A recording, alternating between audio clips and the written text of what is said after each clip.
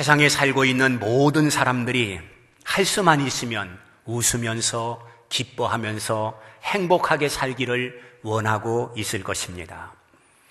짜증을 내고 화를 내고 신경질을 부리면서 살기를 원하는 사람이 누가 있겠습니까?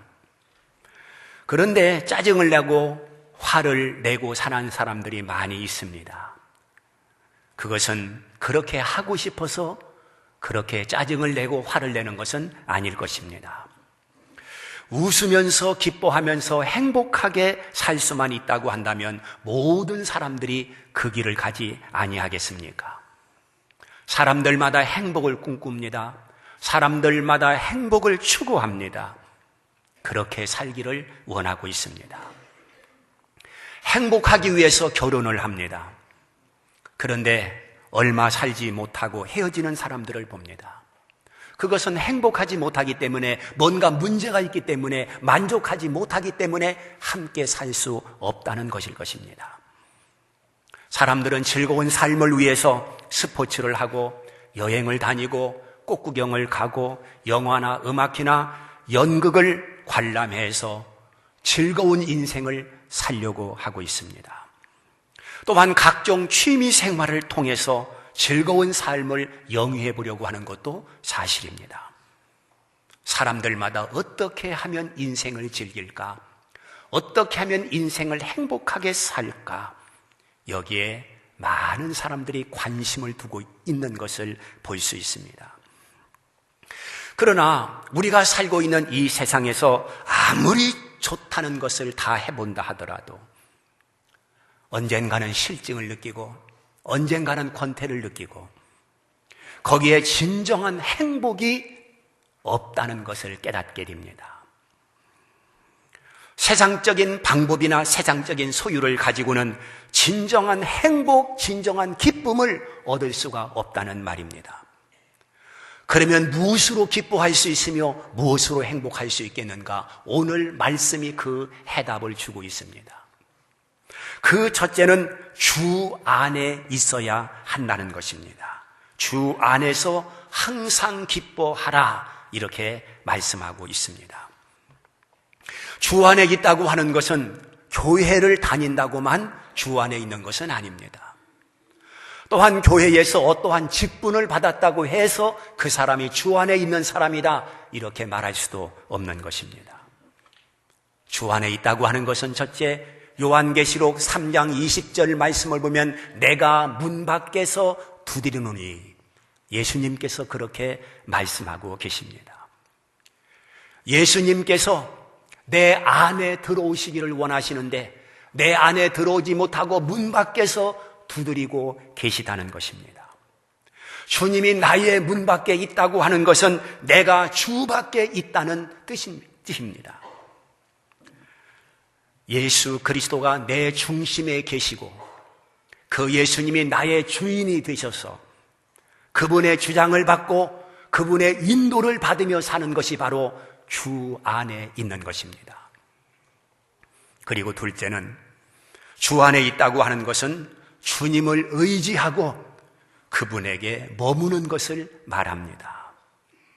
마치 어린 아이가 자애로운 어머니 품 안에 안겨 포근함을 느끼고 새끈새끈 잠을 자듯이 내가 예수 안에 있다고 하는 것은 예수 안에 근심도 걱정도 다 맡겨버리고 또한 나의 모든 문제도 다 맡겨버리고 예수 그리스도의 이름으로 안식을 누리며 산다면 그 사람은 주 안에 있는 사람인 것입니다. 그 다음에 세 번째, 주 안에 있다고 하는 것은 주님의 성품을 닮아 사는 것을 의미하고 있습니다. 예수님의 온유하심, 예수님의 자비하심, 예수님의 긍휼, 예수님의 사랑, 예수님의 용서, 이 모든 것들이 예수님의 성품입니다. 예수님의 성품을 닮아 내가 생활 속에서 예수님의 성품을 드러내는 그런 삶을 살아간다고 한다면 바로 예수 안에서 사는 사람이라고 말할 수가 있는 것입니다. 그 다음에 주 안에 있다고 하는 네 번째 의미는 주 안에서의 생활을 말합니다. 말씀에 대한 불순종이 아니라 말씀을 실천하여 사는 것을 말합니다. 그러면 말씀으로 산다고 하는 것이 무엇이겠습니까? 우리가 살고 있는 이 세상은 항상 두 가지가 대립하여 공존하는 것을 볼 수 있습니다. 이른바 기쁨과 슬픔, 희망과 절망, 평안과 고통, 행복과 불행. 이 대립해서 공존하는 그 중심에 내가 서 있습니다. 어느 쪽으로 마음을 두느냐, 어느 쪽에 더 관심을 두느냐, 어느 쪽으로 치우치냐에 따라서 내가 희망을 선택할 수도 있고 절망을 선택할 수도 있는 것입니다. 혹은 평안을 선택할 수도 있고 고통을 선택할 수도 있는 것입니다. 그러면 말씀으로 산다고 하는 것은 기쁨을 선택하고 희망을 선택하고 행복을 선택하는 긍정적인 삶을 말하고 있는 것입니다. 왜 그렇습니까? 항상 기뻐하라. 범사에 감사하라. 이는 그리스도 안에서 너희를 향하신 하나님의 뜻이니라. 데살로니가전서 5장에서 말씀하고 있는 내용이지 않습니까? 즉 하나님의 뜻이 무엇이냐면 항상 기뻐하는 것이고 범사에 감사하는 것이 하나님의 뜻이라면 우리가 기쁨을 선택하고 희망을 선택하고 평안을 선택하고 행복을 선택해서 사는 것이 바로 하나님의 뜻대로 사는 것이고 하나님이 요구하는 삶을 살아드리는 것입니다. 그러면 기쁘지 않는데 어떻게 기뻐합니까? 행복하지도 않는데 어떻게 행복을 선택해서 살으란 말입니까? 질문할 수 있을 것입니다. 그래서 오늘 주 안에서 기뻐하라. 이렇게 주 안에서를 말씀하고 있습니다. 감옥에 던져졌지만 기뻐하는 사람이 있습니다. 그러나 그 감옥에서 억울하게 생각하고 괴로워하는 사람이 있습니다. 팔려하는 사람 가운데 감사하는 사람이 있고 발악하며 원망하는 사람이 있습니다. 바울 같은 사람은 감옥에서 기뻐했다고 했습니다. 요셉 같은 사람은 팔려가면서도 감사했습니다. 같은 가나안 땅을 보면서 어떤 사람은 가나안 땅을 악평했습니다. 그러나 어떤 사람은 가나안 땅을 호평했습니다. 여호수아와 갈렙이 그랬습니다. 똑같은 환경인데 그것을 좋게 보기도 하고 나쁘게 보기도 했다는 그런 말입니다. 그러므로 행복과 불행이라고 하는 것은 환경과는 상관없이 내 마음의 문제라고 하는 것을 여실히 드러나고 있는 것입니다.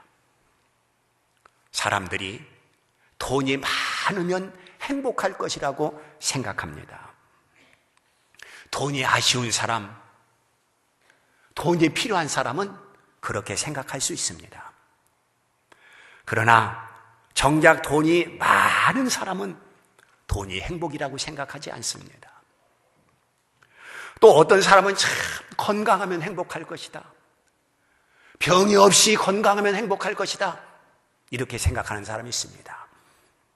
병든 사람에게는 그럴 수 있습니다. 그러나 건강하다고 다 행복합니까? 그렇지 않습니다. 이것은 무엇입니까? 바로 나의 행복, 나의 기쁨이라고 하는 것은 환경에 영향을 받는 것이 아니라 내 마음의 문제요, 또한 신앙의 문제요, 생각의 문제라고 하는 것을 우리에게 보여주고 있는 것입니다. 좀 더 말씀을 실감 있게 하기 위해서 몇 사람을 소개하겠습니다. 이미 다 알려진 우리에게도 익숙한 사람들입니다. 바로 레나 마리아라고 하는 사람입니다. 이 사람은 스웨덴 사람입니다. 태어날 때부터 양팔이 없는 아이로 태어났습니다. 다리 한쪽이 짧아서 절룩거립니다. 중증 장애인입니다. 누가 봐도 불행하게 보입니다. 산다는 것이 고통처럼 여겨집니다. 차라리 죽는 목숨이 나을 것이라고 사람들이 혀를 찹니다. 그의 부모는 어린아이를 나누고 보니까 양팔이 없어 너무너무 놀랍니다.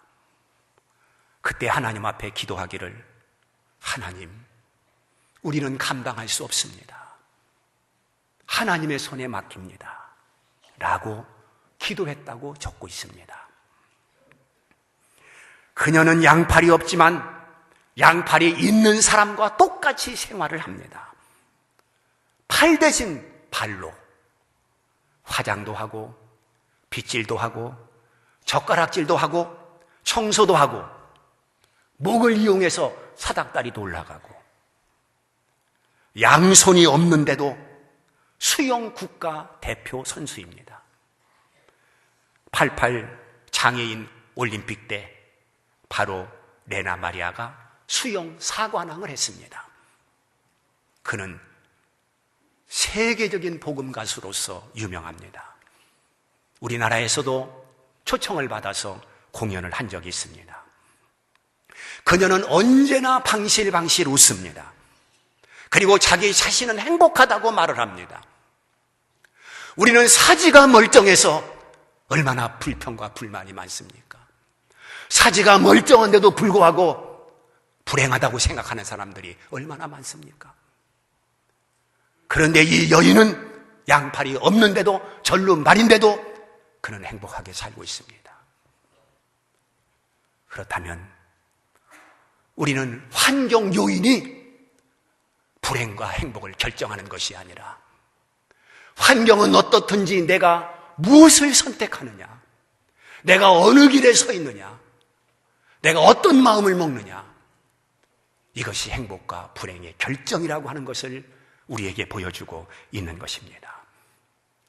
바로 주 안에 산다고 하는 것은 모든 것을 주님의 은혜로 알고 감사하고, 모든 것이 주님의 은혜로 알고 그것을 긍정적으로 받아들이고 믿음으로 사는 것을 의미하는 것입니다. 변화무쌍한 환경 속에 살면서 슬픔을 선택하는 것이 아니라 기쁨을 선택하는 것입니다. 절망을 선택하는 것이 아니라 희망을 선택하는 것입니다. 불행을 선택하는 것이 아니라 행복을 선택하는 것입니다.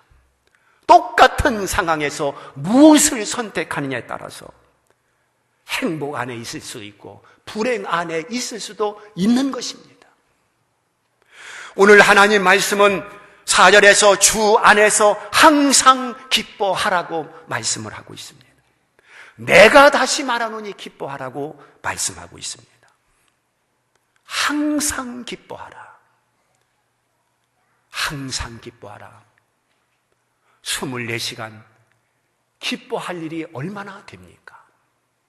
그런데도 성경은 항상 기뻐하라고 우리에게 주문하고 있는 것은 그러므로 고통스러운 환경이라 할지라도, 시련이라 할지라도, 가슴 답답한 일이라 할지라도 그 속에서 감사하고 거기서도 기뻐하고, 그래야 우리가 항상 기뻐할 수 있지 않겠습니까? 우리는 환경과는 별개로 주 안에 있는 자들로서 그 모든 환경에서 그래도 감사합니다. 그래도 나는 행복합니다. 이것이 성도의 삶이어야 될 줄 믿습니다. 고통스러울 때도 기뻐하십시오. 힘들 때도 기뻐하십시오. 이것이 항상 기뻐하는 사람인 것입니다. 스스로 쇠사슬에 꽁꽁 묶어놓고 고달프게 사는 것이 아니라 쇠사슬을 풀고 하나님 앞에 감사하면서 살아야 되는 것입니다. 두 번째는 5절 말씀에 우리가 행복하고 기쁨으로 살기 위해서는 관용을 해라, 이렇게 말씀하고 있습니다. 5절에 보면 너의 관용을 모든 사람에게 알게 하라. 주께서 가까우시니라, 이렇게 말씀하고 있습니다. 관용의 마음을 가질 때 여유가 생기고 행복할 수 있습니다. 관용이 무엇입니까? 너그럽게 용서하는 것이 관용입니다. 이 관용을 영어 성경을 보면 젠틀리스로 되어 있어요. 뭐냐? 친절하다, 관대하다, 상냥하다, 이런 뜻입니다. 이런 마음을 가지고 살라는 뜻입니다. 스스로를 꽁꽁 묶어놓지 말고 마음을 펴서 살으라는 것입니다. 예수님은 우리에게 용서를 가르쳐 주셨습니다. 관용을 가르쳐 주셨습니다. 그리고 주님은 그 용서를 실천하셨습니다. 용서가 화평을 만들고 용서가 행복을 만드는 것은 사실입니다. 우리 성도들이 행복하게 기쁨으로 살기를 원한다면 관용해야 됩니다. 예를 들어 부부지간에 어떤 일로 다투고 말을 하지 않고 산다고 가정을 해보면 서로가 얼마나 불편합니까? 또 불편한 것은 그래도 견딜만 하겠지만은 얼마나 불안한지 모릅니다. 불안합니다. 그러나 용서하면 훌훌 털어버리면 불안함도 없어지고 그 마음속에 기쁨이 찾아오지 않습니까? 그게 바로 행복이지 않습니까?